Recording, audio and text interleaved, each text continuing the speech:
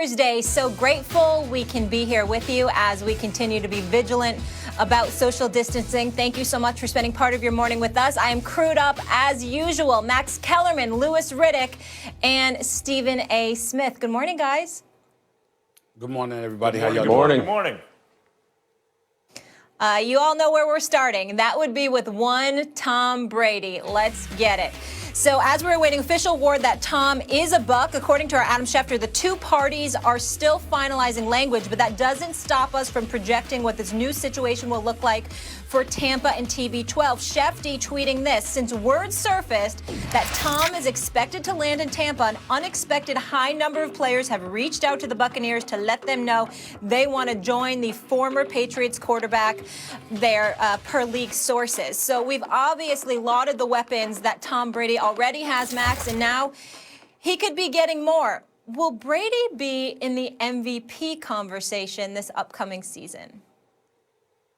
No, he won't. And I never thought Brady was bad at this point. I thought he was a middle-of-the-pack kind of quarterback. You can even say upper middle, because who do you really want in a big situation among the middle-of-the-pack guys? That's fine. That's a far ways off from where he was a couple of years ago. But he's still a solid NFL starting caliber quarterback, as you can see at least. So why can't he win MVP with all those weapons around him, right? He doesn't have a tight end. He doesn't have an outside threat. And now he has Godwin and Evans and Howard and Brate. And they're talking about maybe Antonio Brown at some point. And where's Todd Gurley going to play? And all these things. But that's the point. I saw a projection for Tom Brady that said I think it was 27 touchdowns against 10 interceptions, 4,000 something yards, 4,500 yards, something like that. With all of those weapons, it's an acknowledgement. When people say, well, Brady needs more around him now, it's an acknowledgement of the slippage. And in the event that Brady puts up good, solid numbers, or even better than that, given the weapons on his team, he's going to have to win an awfully lot in Tampa Bay to be ahead of guys like Patrick Mahomes or Lamar Jackson, who will once again set the world on fire. Someone like Patrick Mahomes also has weapons, but look at the numbers he puts up when he does.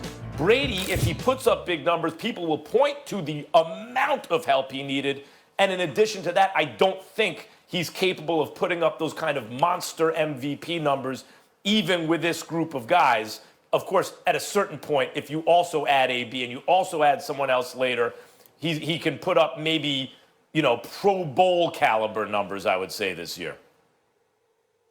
Well, my response to all of that, Max, would be first things first. I mean, listen, we understand, that you repeatedly remind us that you never said Brady was bad. I mean, you say it so often over the last few days. Do you want people to forget how much you brought up the cliff? I mean, my goodness, own it. You know what I'm saying? I mean, we know he's not bad. We know that he's good. We don't have to be reminded ad nauseum.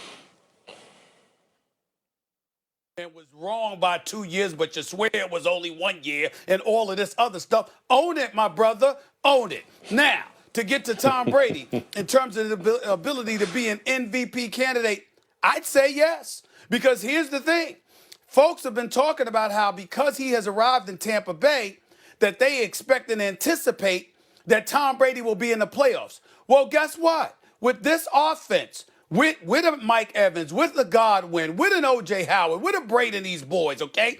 What if this dude ends up actually winning the NFC South over Drew Brees and the New Orleans Saints? I think automatically you'll look at people talking about Tom Brady in an elevated fashion in regards to potential league MVP consideration and things of that nature. I'm looking at a defense that was ranked 29th, Lewis Riddick, 29th in points forfeited, but only 15th in terms of yards allowed. What does that tell you? That brings the 30 interceptions that Jameis Winston accumulated into consideration. The bad field position, the kind of compromising position he put them in because they constantly had to come back on the field because of his damn interceptions, even though he did throw for 5,100 yards and 33 touchdowns. The reality is that Tom Brady hasn't thrown more than 14 interceptions in a season, I think, in his career, at least in the last decade. And so when you look at it from that perspective, his ability to protect the football and to give the defense rest, defense is going to be better. Offense is expected to be a juggernaut. if they could win the NFC South, I think Tom Brady is going to warrant consideration for league MVP honors. Yeah, you know, when I first saw this question, I was starting to think about this. Well, I mean, there's so many unknowns, right? I mean, how could we even go this far ahead, jump this far ahead to even have a discussion about whether or not he could be in the MVP? But for the sake of discussion, okay, think about this is all going to come down to relationships again. It always does. It always does. His relationship with Bruce Arians, his relationship with Byron Leftwich, his relationship with Tom Moore, his relationship with Mike Evans, Chris Godwin. And I think, okay, has Bruce Arians ever been in a similar situation where he has taken a veteran quarterback who many people thought had maybe hit the wall, was maybe done, his best days were behind him, and had he ever helped elevate an older quarterback's play to the point where all of a sudden he was in the MVP conversation?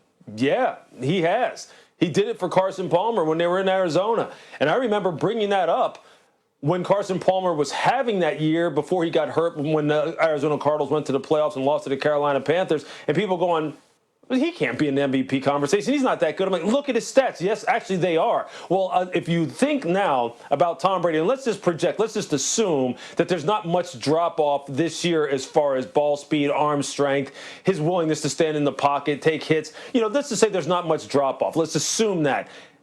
Go back to week 2 last year in New England, when they were playing the Miami Dolphins, when Antonio Brown and Josh Gordon were playing and Julian Edelman and all these guys were healthy. And think about that game and think about how he diced them up. I know it was the Miami Dolphins week 2, and we can't really, extrapolate too much from that and project it forward. But just think about how he threw the football in that game and how sharp he looked and how on point he looked. Now think about him with the weapons that he has down there, and let's assume that him, Tom Moore, Bruce Arians, and Byron Leftwich get on the same page. And you're right, Stephen A. Let's assume that the defense continues to improve under Todd Bowles, Kevin Ross, Nick Rapone, all the people on the defensive side of the ball. And let's just assume this. Let's just assume Tom is happy. Let's assume Tom is in a good place, that he is having fun, as Steve Young talked about, that it isn't the grind anymore that it can be in New England under Bill's tutelage. And that's not to knock Bill, but that's just the way it is. Let's just assume Tom is going to play carefree. And then also let's assume that everyone else in the media is going to be rooting for Tom, and everything he does, they're going to absolutely just magnify times 10 because he's Tom Brady, and maybe he deserves it at this point in his career. There's no question he could be in the MVP conversation. Now, I know that's maybe getting ahead of ourselves, but if you really think about it and add all those factors up, why wouldn't he be? I don't see it. First of all, let me address you, Stephen A. Own it. If you go back and look what I told you, first, I used language I didn't like off the first show. What I said was he's going to be a bum in short order, and I was using it colloquially and not literally. So the following show, I said, look, that's not, let me explain what I mean. And I explained, I said, just a guy, like a starting NFL quarterback, but not a star. I even said at that point, you could win a Super Bowl with that guy. When I say he exceeded the prediction of the cliff by 1 year, he was that kind of quarterback when he won the Super Bowl against the Rams. It was the lowest scoring Super Bowl in history. Belichick recognized the slippage. He built the team behind the defense and the run, and Brady was a game manager who's big on third down.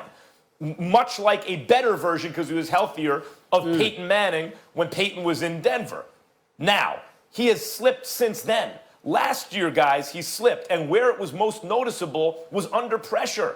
You know, usually Brady, quick decision maker, quick release, is good under pressure. He wasn't last year. And so why is that? Because as you age, the reflexes slow down. Also means your ability to process information. I know people think, well, as you get older, you get wiser. Even chess champions slow down in their 40s. The point is, that. Go ahead. Now, Max, I'll say this, though. Look, Tom's time to throw last year was much higher than it typically is, but there's a reason for that. And it's not because mentally he wasn't processing stuff fast enough, or rather he couldn't, or that he didn't have the twitch in his body to be able to react physically to what he was seeing. There was nothing to see as part of the problem. There was nothing to look at. There was nothing to throw to. There was nobody open. And he's sitting there looking. I'll tell you, you really have to go look at this tape and watch some of these tight man coverage situations that he was facing. Particularly, let's just talk about third down in particular, where he doesn't have the benefit of play action.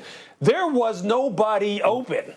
And he was sitting there Tom Lewis. Brady is not known for being a guy who is slow to release the football. I'm just telling you, trust me when I tell you this. There was nobody open. There weren't people open, and he was taking a beating that's why he was getting this tick. There will be people open. There's no question. He will have everything at his disposal this year in terms of weaponry. It's just a matter of, can he get comfortable? Does his play actually slip? And whether or not it all manifests itself in a positive way like we think it can.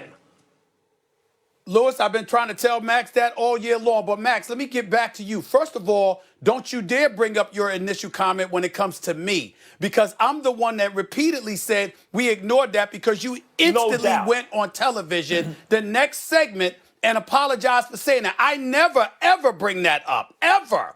I'm talking about in terms of the clip. I'm not talking about appointment short order. That's right. All right. So there's no need for you to bring that up now because I'll never bring that up against you. You apologize immediately, and that was that. Now, what Louis Riddick just said is very, very important because guess what? When Tom Brady lost the Super Bowl to Philadelphia, threw for over 500 yards in that Super Bowl. When he beat Atlanta, he came back from a 28-3 deficit. And even though he wasn't that great against the Rams in the Super Bowl, what did he do in the AFC Championship game against Patrick Mahomes? What did he do throughout that playoff? What did he do throughout that season? And so all of this stuff that you can talk about, you can talk about when he's going to, with the weapons that he has available this upcoming season, we'll see. He had young puppies that were just learning plays on an NFL level. Didn't even know if they were running the right route. We can agree on this, Stephen A. I mean, just stop it. Stephen A, Molly, real quick, we can agree on this. As you would say, no excuses. We have the perfect experiment here. No excuses. He has every weapon imaginable. Fair enough, guys. That is true. Brady and the Bucs have agreed that he'll see a